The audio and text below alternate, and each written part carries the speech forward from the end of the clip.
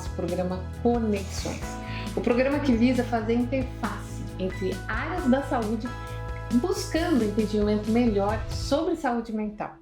E hoje eu tenho o prazer de estar com a doutora Daniele Salvati, que é otorrinolaringologista, trabalha com medicina do sono, trabalha com cirurgia de face também, né, Daniele? Sim. E hoje a gente vai conversar um pouco mais sobre as questões em que o paciente tem muita dificuldade de respirar.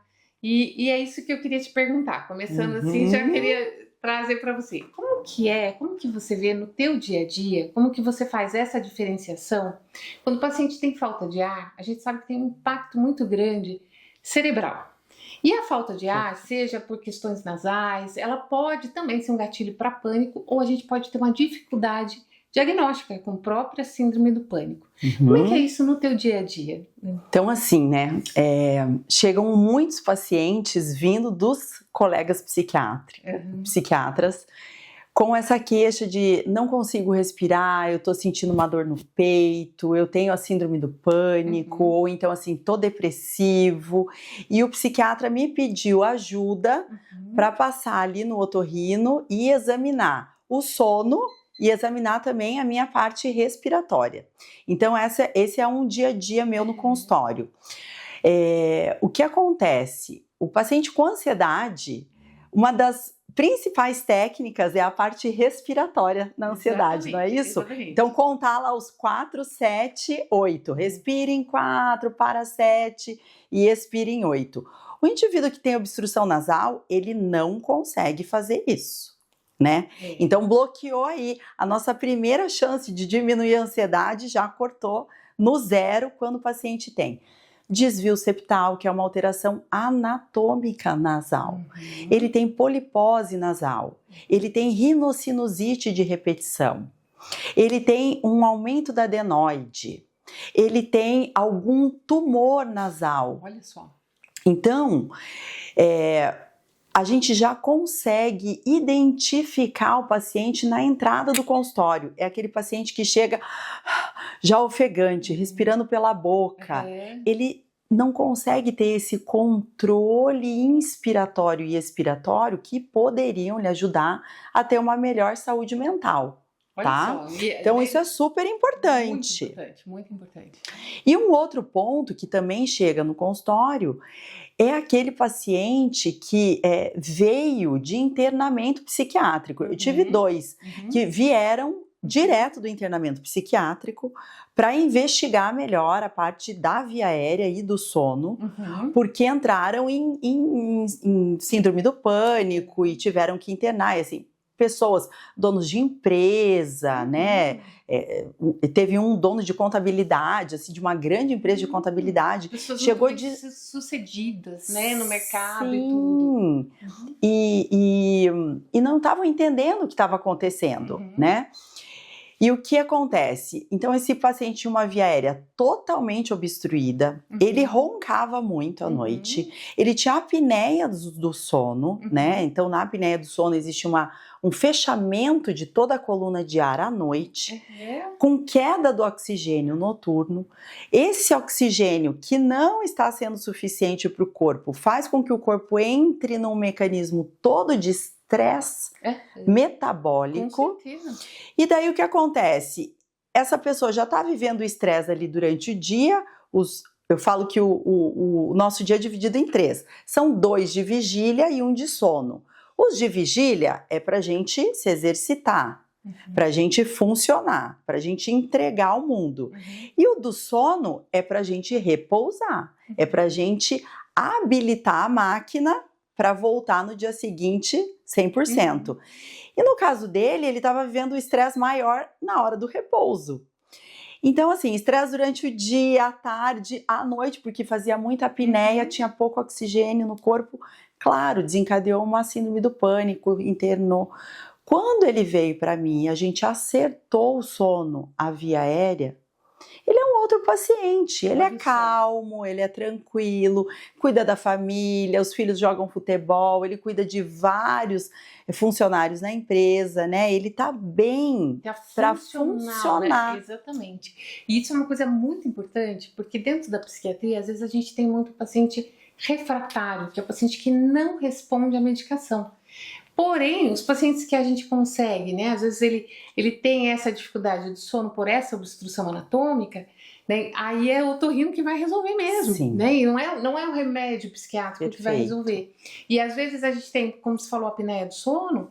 A apneia do sono pode ser muito grave, pode infartar, pode ter AVC, Sim. faz dano cerebral, né, então tudo isso a gente tem como resolver, e não necessariamente com o psiquiatra, né, vai ser um Sim. trabalho conjunto. Mas tem pacientes que eu já tirei a medicação depois que começaram a usar o CPAP, por exemplo, né, no sono. Perfeito. E assim, a gente sempre faz esse screening, né? A gente examina o paciente antes na anamnese, já perguntando sobre esses fatos. E isso é interessante na área da psiquiatria, né, Ivete? Porque assim, ó, uma pergunta que se faça: como é seu sono? Você acorda muito à noite ou você ronca?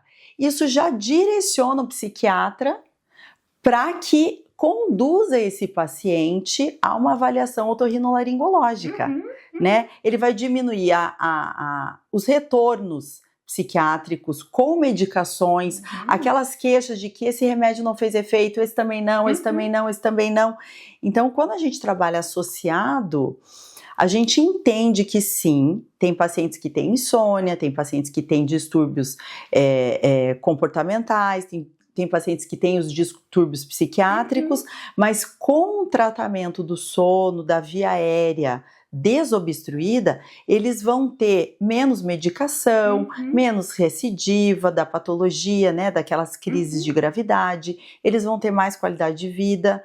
Então, é muito interessante quando a gente consegue associar o tratamento, né, trabalhando a parte anatômica e a parte mental. Porque a gente divide a mente e o corpo por uma questão didática, né, Ivete? Exatamente. Mas elas trabalham juntas. Tudo acontece junto. Daniele, e a gente sabe também, eu tenho vários pacientes que às vezes entram num quadro de irritabilidade. A esposa não aguenta mais ele, e o paciente sempre com a queixa do cansaço, da fadiga.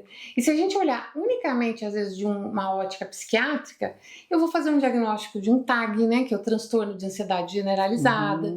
Eu vou passar uma medicação para ele. Ai, como é que tá o sono? O sono tá agitado, mas sempre foi assim. E muitas vezes é uma obstrução. Você tem isso, uma obstrução nasal anatômica. Você tem isso como rotina? Isso acontece no teu consultório?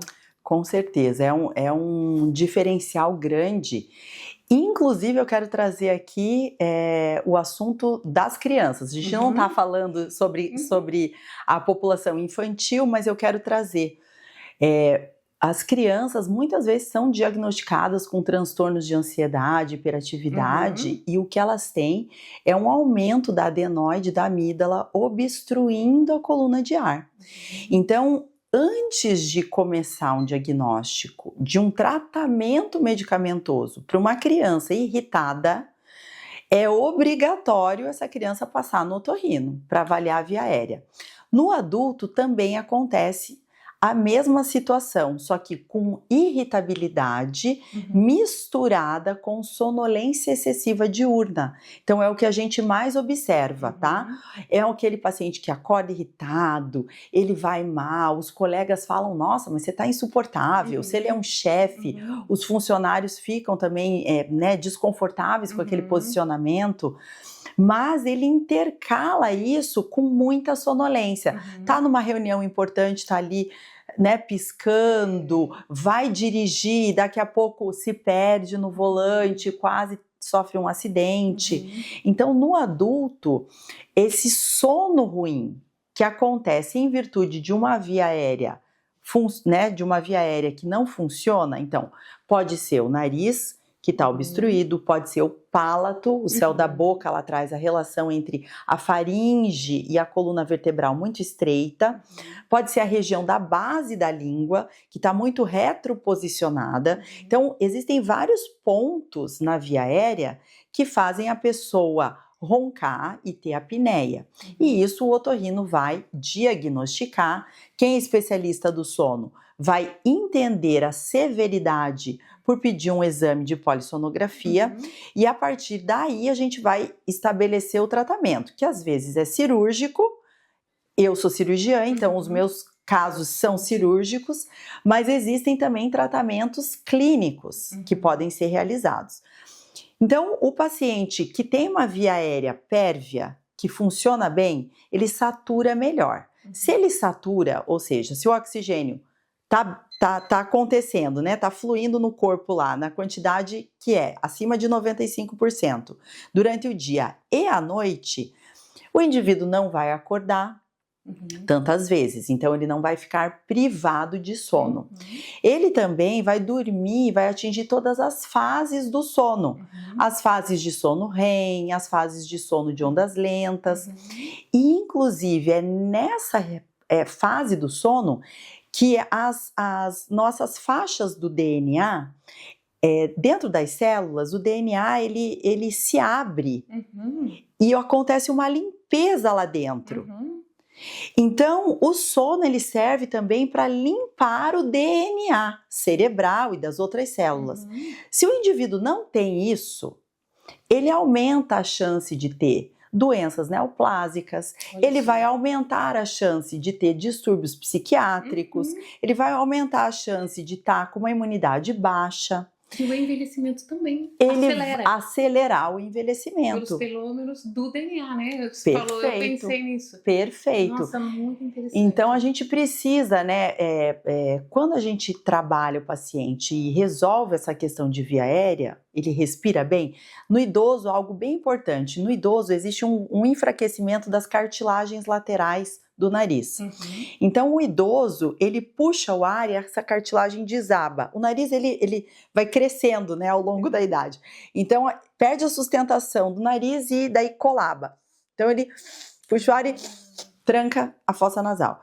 E é uma cirurgia simples, no sentido que ele interna de manhã, à tarde ele já está em casa, ele resolve um problema respiratório com rinoplastia, né? E ele dorme com mais qualidade, acorda menos à noite, ele vai ter um sono que vai passar por todas as fases, ele vai acordar desperto, então ele vai estar menos irritado, ele vai ter menos sono durante o dia para fazer as suas atividades, ele vai se comunicar de forma diferente, melhor. E a cognição, porque a gente vai ter uma proteção da cognição. Sim, a memória, né? A memória, porque o que é cognição? É o pensar, então é a memória, o raciocínio, né, as escolhas, tomadas de decisões. Então todo o nosso pensar, né, nosso desenvolvimento cognitivo na idade mais avançada tende a ficar prejudicado. E também prejudica numa queda de saturação de oxigênio, ou seja, de quantidade de oxigênio que está no corpo. Então, isso é fundamental, né? Veja que respiração sem obstrução melhora a tua cognição, teu pensar. Fala pra gente um pouco mais sobre isso, Daniela. É uma queixa muito comum, né? O paciente chegar, então assim, olha, eu tô esquecendo muito as coisas, já fui no neurologista, já passei, né, muitas vezes no psiquiatra, já tô fazendo reposição vitamínica e eu continuo esquecendo as coisas. Então eu acordo e eu não lembro aonde eu coloquei a chave, eu tô numa reunião importante e eu dou um apagão. É como se eu dormisse e daí voltasse, eu perco o fio da meada da conversa, né? Os empresários, eles têm muito medo, porque estão fazendo um negócio ali e de repente perdeu uma informação importante. Então, sim, isso acontece, por quê? Porque o sono, ele não está sendo de qualidade. Então, ou a pessoa não está atingindo todas as fases do sono, ou ela está quebrando uma fase do sono, ela está acordando antes da hora, né? Ela está privada de sono. Não fecha o ciclo, né? Não fecha o ciclo do sono. A cada 90 minutos, a gente completa um ciclo. Então, a gente dorme em ciclos, em torno de 4 a 5 ciclos. E quando a gente completa o ciclo, os 5 ciclos, a gente tem um sono de qualidade, de reparo, de cognição, né? Então, aí sim, o indivíduo ele vai reter a memória, ele vai ter, inclusive, por exemplo, uma queixa comum nos pacientes com apneia do sono é ter muitos pesadelos. Eles acordam assustados porque eles foram perseguidos ou foram mortos ou algo grave aconteceu no sono ali, no pesadelo. Então ele acha que o problema dele é o pesadelo, mas é que é o corpo dando sinais mentais, cognitivos, de que algo grave está acontecendo aqui, ó, no corpo. Entende como o corpo e a mente, eles trabalham juntas? Então, quando o paciente trata a via aérea, o sono passa a ser: nossa, dormi tão gostoso, sonhei com o mar, sonhei que estava voando, sonhei que estava no paraíso. Muda a qualidade, o conteúdo do sonho. Porque a gente trabalha muito analisando sonhos. Sim. Mas aí você vai analisar sonho e o cara tem uma apneia obstrutiva, alguma coisa assim. Vai ter caráter de perseguição ou ameaça à vida. Pode anotar. Teve ameaça à vida, teve perseguição, encaminha para o otorrino para... é certeza. Ou eles sonham que caíram dentro do mar, né? Que estão afundando. Se afogando. Isso é muito comum. Muito comum. E, pessoal, olha que importante. A gente às vezes está buscando, né, algo tão fora, tão abstrato, e a gente tem algo concreto, que pode ser uma obstrução de via aérea, pode ser, né, que nem você falou, no envelhecimento, essa cartilagem faz o colapso da cartilagem do nariz. E eu achei legal que você falou, o idoso pode resolver com a rinoplastia o problema do sono, ou seja, resolve o problema e fica com o nariz mais bonito. Sim, e dá para desfilar, inclusive, olha aí, ó, pronto. Então isso é muito importante. Daniele, e para finalizar, o que você diria para o pessoal que está nos assistindo sobre essa importância do sono, né? Sobre tudo isso que você vive nessa interface, saúde mental e otorrino, né? E cirurgiã otorrinolaringologista. O que você nos diz? Então, assim, algo muito importante é que o sono, ele é um projeto familiar. Se o pai não dorme bem, ronca, ele acorda os filhos, ele atrapalha o sono da esposa, né? E essa família, ela passa a não funcionar bem. Assim como os distúrbios do ciclo circadiano. Pessoas, por exemplo, vespertinas, que têm um ciclo mais tarde, dormem às 11 para acordar às 9, e o companheiro dorme às 9 e acorda às 6 da manhã. Então, esses distúrbios, essas incongruências na família, elas precisam também ser acordadas, ser vistas, serem orientadas. As crianças, por exemplo, que não dormem em ambientes saudáveis, elas param de crescer. Né? Então elas não conseguem atingir todas as fases do sono. Então elas também precisam ser vistas. Esses pais com insônia ou com apneia, eles precisam tratar para que essas crianças também possam se desenvolver melhor. Muito do que eu faço hoje é cirúrgico, né? Então eu sou especialista em rinoplastia, cirurgias faciais. Então o envelhecimento, ele traz também muitos componentes obstrutivos de via aérea. O enfraquecimento muito importante desse terço médio, no emagrecimento rápido que está acontecendo, por exemplo, né, com as canetas emagrecedoras, numa cirurgia bariátrica, também comprometem funções nasais importantes, essa relação das válvulas nasais, e isso também traz prejuízo, com sono fragmentado, sonos muito quebrados, ronco, né? Então, avaliar faces como um todo, pensando não só na parte funcional, como também na parte estética, porque a parte estética, ela caminha junto com funcionalidade. Exatamente. Ninguém é bonito se não funciona. Tem que funcionar bem para ser bonito. Exatamente. Né? Então, é muito interessante quando a gente tem esse olhar do todo, um olhar anatômico. Eu sou cirurgiã, então, assim, obviamente eu sou uma pessoa objetiva e resolutiva, é o que eu gosto, entendeu? É assim que eu trabalho. Mas a parte cognitiva, emocional, de acolhimento dos pacientes, essa escuta dos pacientes, ela faz parte da minha vida, né? Eu sou essa pessoa que absorve, que gasta muito tempo numa anamnese. E sim, quando a gente faz esse trabalho em conjunto, integrativo, que eu acredito muito, a gente traz assim um reconhecimento do paciente, um carinho do paciente, porque a gente transforma a vida, né? E eu acho que é sobre isso, é sobre conectar. Você pode ajudar naquele momento, naquele problema específico, você resolve junto com a pessoa e ela se transforma, ela evolui, ela passa por um outro passo da vida dela. Exatamente. Uma outra história começa. Exatamente, né? Ela sai de ser aquele chefe irritadiço, ou que às vezes o negócio não está funcionando, para ser alguém que consegue se comunicar melhor, consegue viver melhor. Né? Oxigênio é tudo, oxigênio durante o sono é tudo.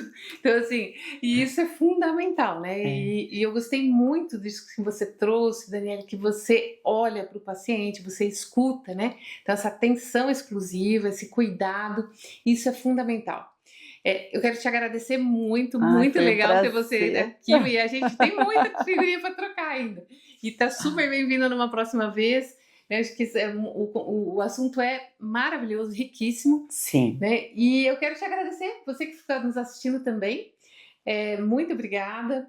E a gente logo vai ter um outro episódio do programa Conexões.